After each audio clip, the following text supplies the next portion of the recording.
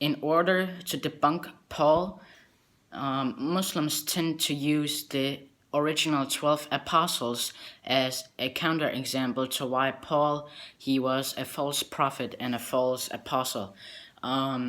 Because Paul, he came along and he taught that faith alone should be the standard by which Christians should walk around their faith with.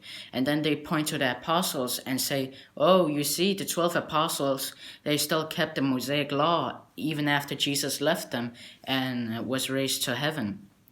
And so you see that there's a contradiction between Paul and the original 12 apostles, and such an issue can be explained in another video if I will so.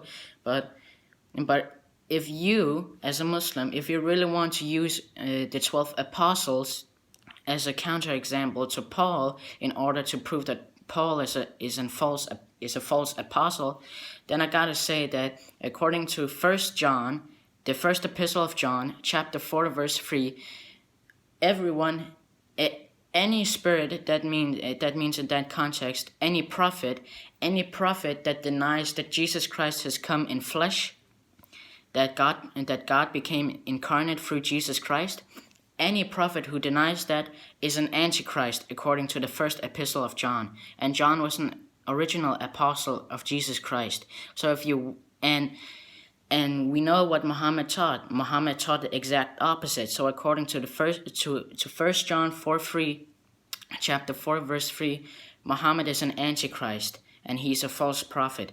So if you want to use the original 12 apostles as a counterexample to Paul, and in order to exalt your own faith, then just remember that 1 John chapter 4 verse 3 exists, and that's written by an original apostle of Jesus Christ, John the Apostle. So I don't think you should use the original 12 apostles as a way to exalt your own faith or even to attack Paul with.